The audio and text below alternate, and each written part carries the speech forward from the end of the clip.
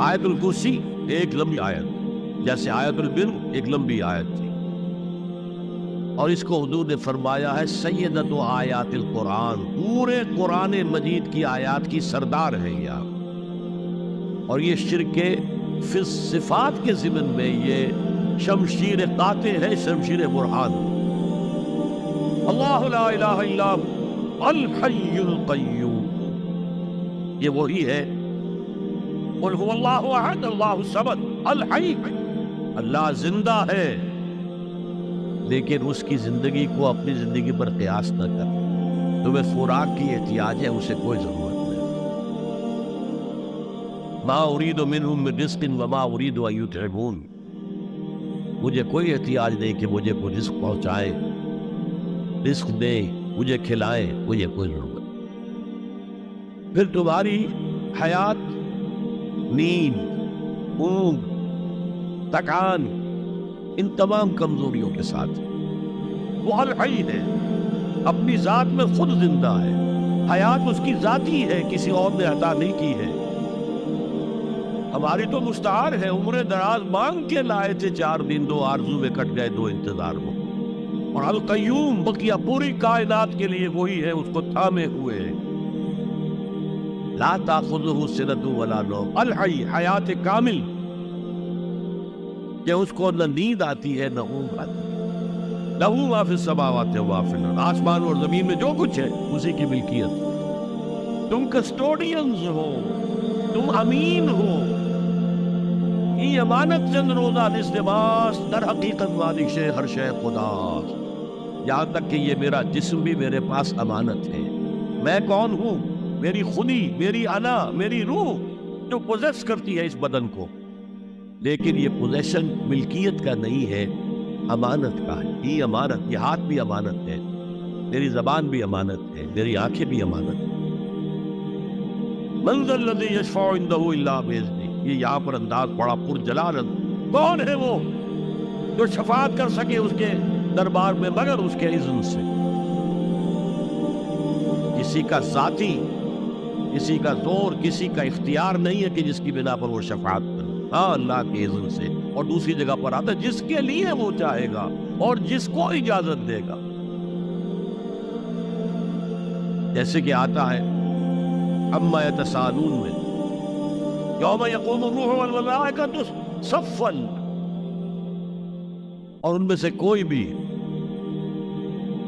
بات نہیں کر سکے گا، کلام نہیں کر سکے گا، لا یتکلمون الا من اذن له الرحمن، سوائے اس کے جسے رحمان اجازت دے، وقال صوابا، اور صحیح بات کرے گا، کوئی غلط بات نہیں کرے گا۔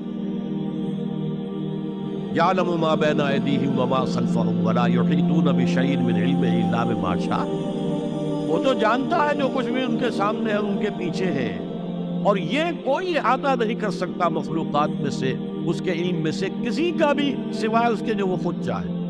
یہاں بڑے ہی لطیف انداز میں شفاعت باطلہ کے تصور کی نفی ہو۔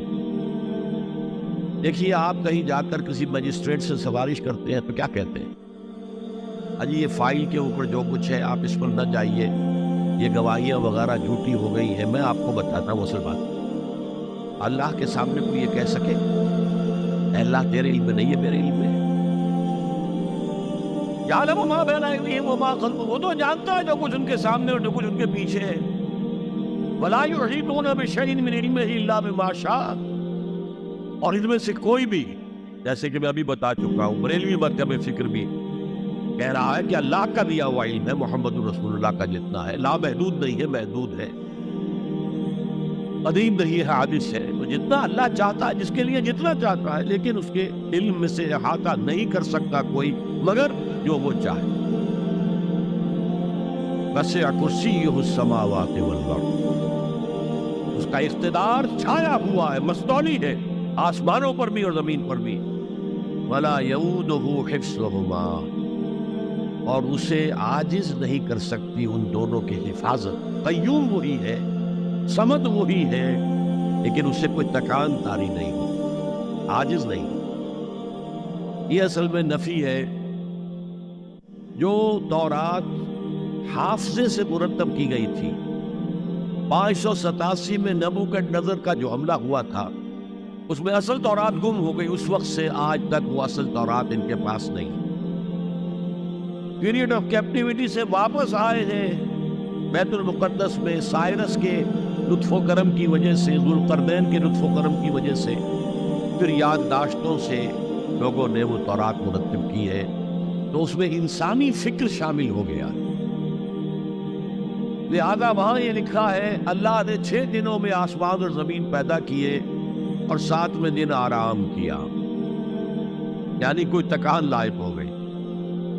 قرآن نے کہا، اللہ تعالیٰ نے فرمایا سورہ قاف میں، وَلَقَدْ خَلَقْنَا السَّمَاوَاتِ وَالْأَرْضَ وَمَا بَيْنَهُمَا فِي 6 أَيَّامٍ وَمَا مَسَّنَا مِن لُغُوبٍ، یقیناً ہم نے آسمان اور زمین اور جو کچھ ان دونوں کے مابین ہے انہیں 6 ہی دنوں میں پیدا کیا، وہ بات ٹھیک ہے، لیکن ہمیں کچھ تکان لائق نہیں ہوئی کہ ہمیں کسی آرام کی ضرورت۔ لا يؤوده حفظهما وهو العلی العظیم، العلی وہی ہے سب سے بلند و بالا، لتکون کلمۃ اللہ ہی العلیٰ، تاکہ اللہ کا کلمہ سب سے سربلند ہو جائے، اور وہی عظیم ہے، عظمت والا۔ اللہ تعالیٰ مجھے اور آپ کو اس سے بچائے، اپنے سابقہ زندگی کے گناہوں پر توبہ کرنے کی اور اللہ سے استغفار طلب کرنے کی توفیق عطا فرمائے، اور اپنے دینی فرائض کی انجام دہی کے لیے کمر بستہ ہو جانے کا عزم مصمم کر لینے کی توفیق عطا فرمائے۔